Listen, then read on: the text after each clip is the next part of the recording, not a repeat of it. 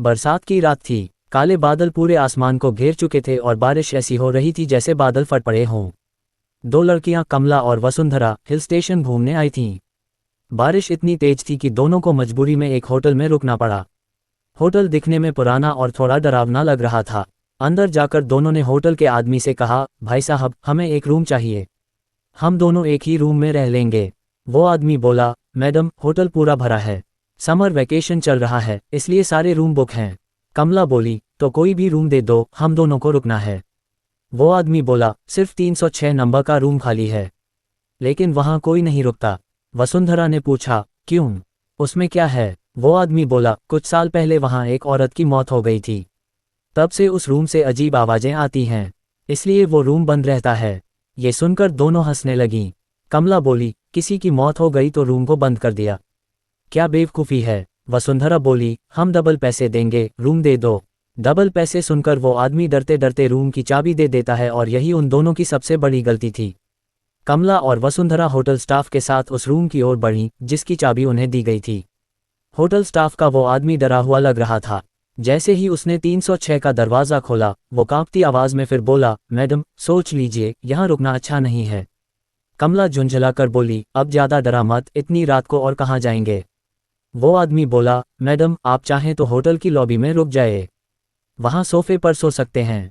सुबह होते ही मैं कहीं और रुकने का इंतजाम कर दूंगा, लेकिन इस कमरे में मत रुकिए। वसुंधरा हंसते हुए बोली, अरे रहने दो, हमें रूम में ही रुकना है। सोफे पर कौन सोएगा? स्टाफ ने हार मानकर कहा, ठीक है मैडम, जैसा आप चाहें। मैं किसी को भेजता हूँ रूम साफ करवाने के लिए। दोनों कमरे में चली गईं। अंदर बेड लगा हुआ था, दीवारों पर थोड़े से मकड़ी के जाले थे, लेकिन कमरा रहने लायक था। थोड़ी देर में एक नौकर आया, कमरे की सफाई की ओर चला गया। कमला और वसुंधरा कपड़े बदलकर बिस्तर पर लेट गईं। लंबा सफ़र तय करने की वजह से उन्हें थकान थी और जल्द ही दोनों की आंख लग गई। उन्होंने फैसला कर लिया कि सुबह उठकर घूमने निकलेंगी।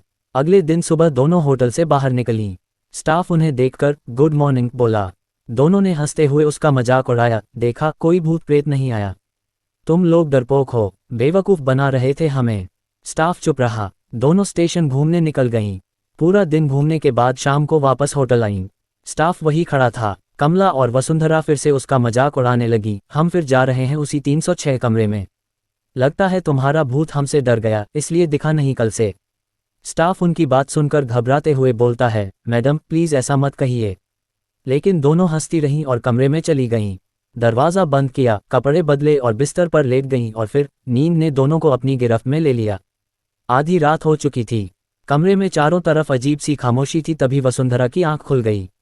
उसने देखा कि कमला बिस्तर पर बैठी थी और धीरे धीरे गिन रही थी, 1, 2, 3। वसुंधरा नींद में ही बोली, क्या कर रही है यार, सो जा, अभी गिनती करने का समय है क्या? इतना कहकर वो दूसरी तरफ करवट लेकर फिर से सो गई। लेकिन करीब आधा घंटा बीता तो फिर वसुंधरा की नींद टूट गई। इस बार उसने फिर वही आवाज़ सुनी, 101, 102, 103। वसुंधरा ने आंखें खोलीं और देखा कि कमला अब भी उसी तरह बैठी है और गिनती कर रही है। वसुंधरा को अजीब लगा। वो भी उठकर बैठ गई और कमला के कंधे पर हाथ रखते हुए बोली, क्या कर रही है तू? तभी उसकी नज़र कमला के सामने पड़ी। कमला अपने बाल तोड़ तोड़ कर बिस्तर पर जमा कर रही थी और हर बाल को गिन रही थी। जमीन पर और बिस्तर पर बालों का ढेर लग गया था। ये देखकर वसुंधरा डर गई। वो चीखते हुए बोली, कमला, ये क्या कर रही है तू? तभी कमला धीरे धीरे उसकी ओर घूमी और जैसे ही वो पलटी, वसुंधरा की चीख निकल गई। कमला की आंखें पूरी सफ़ेद हो चुकी थीं। उसके मुंह से खून टपक रहा था। वो एक अजीब और डरावनी हंसी हंस रही थी। वसुंधरा डरकर दरवाजे की ओर भागी और दरवाज़ा खोलने की कोशिश करने लगी, लेकिन दरवाज़ा टस से मज नहीं हो रहा था। तभी कमला की डरावनी आवाज़ कमरे में गूंजी, मजाक नहीं उड़ाना चाहिए था। क्या कहा था तुम दोनों ने कि भूत डर गया होगा, इसीलिए सामने नहीं आया? अब देखा गया सामने भूत। वसुंधरा ये सुनकर कांपते हुए पीछे मुड़ी तो कमला उसी डरावनी हंसी के साथ उसकी ओर बढ़ रही थी और फिर कमरे में वसुंधरा की चीख गूंजी और वो भी सन्नाटे में बदल गई। अगली सुबह जब होटल का स्टाफ कमरे का दरवाजा खोलने गया तो अंदर का मंजर देखकर उसके होश उड़ गए। कमला और वसुंधरा की लाशें कमरे में पड़ी थीं। चारों तरफ बाल ही बाल बिखरे थे। होटल का स्टाफ कांपते हुए बोला, मैंने तो मना किया था, इस कमरे में रुकना मौत को बुलाना है, पर यही दोनों नहीं मानी। उस दिन के बाद से रूम नंबर 306 खाली पड़ा है और जो भी वहां रुकने की गलती करता है वो फिर सुबह कभी बाहर नहीं आता। ये गलती से भी रूम नंबर 306 में रुकने की भूल मत कर।